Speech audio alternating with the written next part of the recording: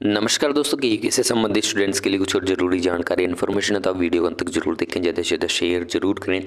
जैसे कि स्टूडेंट्स लगातार इंतजार कर रहे थे कि प्राइवेट के फार्म कब ओपन होंगे, कब से पोर्टल ओपन किया जाएगा, फार्म कब तक भरे जाएंगे, तो इसको लेकर स्टूडेंट्स के लिए अच्छी खबर आ चुकी है। अच्छी खबर ये है कि पोर्टल को थोड़ा सा और अच्छा बना दिया गया है। कुछ यहाँ पर पोर्टल में बदलाव कर दिए गए और पोर्टल को ओपन कर दिया गया।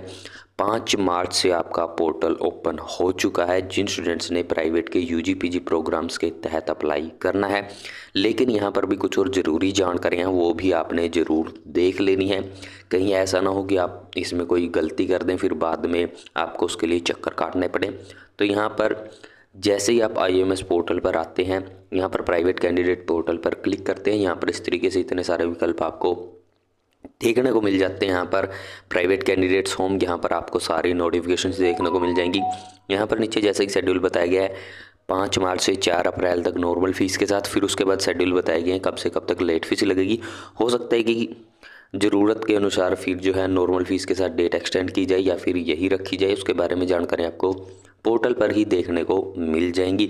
यहाँ पर सारी जानकारियाँ बताई गई हैं। Notification for private candidate, instruction, important instructions, mercy chance की नोटिफिकेशन, डिस्क्रिपेंसी परफॉर्मा, ये सारी जानकारियाँ आप अच्छे तरीके से चेक ज़रूर कर लें। और जो यहाँ पर नोटिफिकेशन दी गई है प्राइवेट के एनुअल के यूजी पीजी कोर्सेज के full paper, reappear compartment, additional improvement students जो है वो बताए गए शेड्यूल के अकॉर्डिंगली अपने फार्म भर पाएंगे।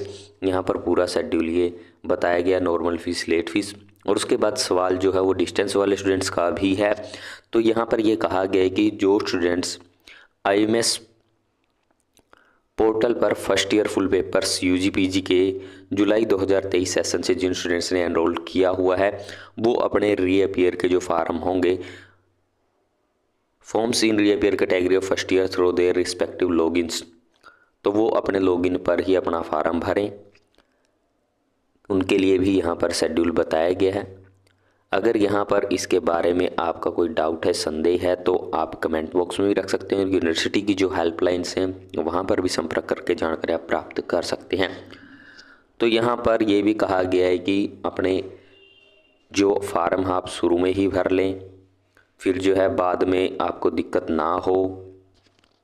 सच candidates will appear only in the remaining examination. मान लीजिए आपने फार्म भरा और आपकी कोई डेट शीट थी, उसमें आपका एक पेपर हो गया, फिर आप बाद में रिक्वेस्ट करें या फिर ऐसे आपकी गलती हो, कुछ ऐसा हो, तो उसमें आप बाकी पेपर ही दे पाएंगे। जो पेपर आपका निकल जाएगा तो निकल जाएगा। तो इसीलिए ज़रूरी है कि जो आपका सब्जेक्ट या कोर्स है उसके अकॉर्डिंगली आप समय रहते अपने फार्म भर लें और जो डेट शीट है वो भी चेक ज़रूर करें।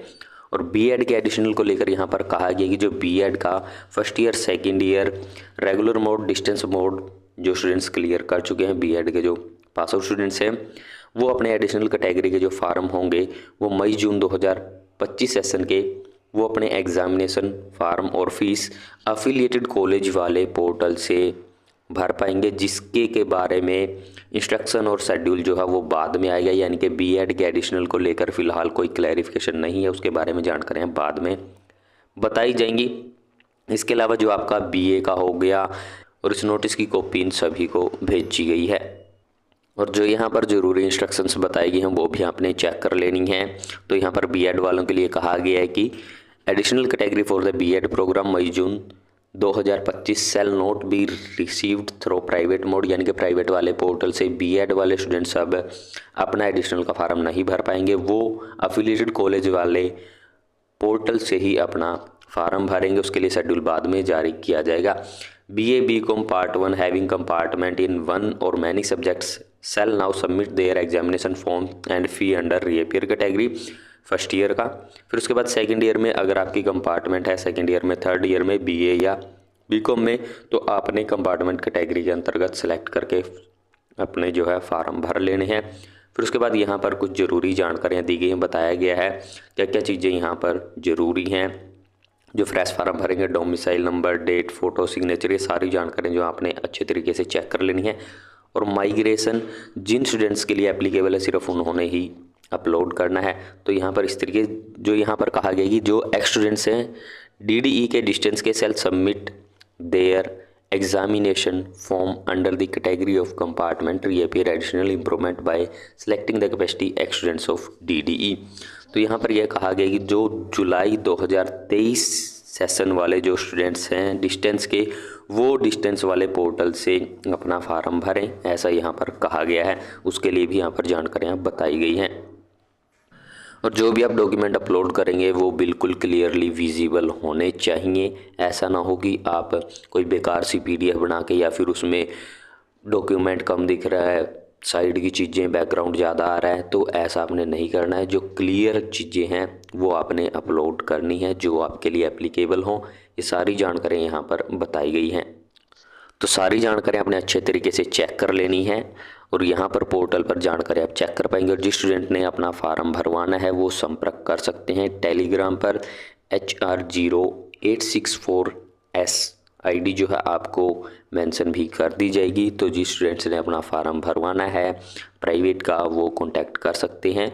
और जिनके ऑलरेडी यहाँ पर ID पासवर्ड बने हुए हैं वो यहाँ पर लॉगिन कर पाएंगे।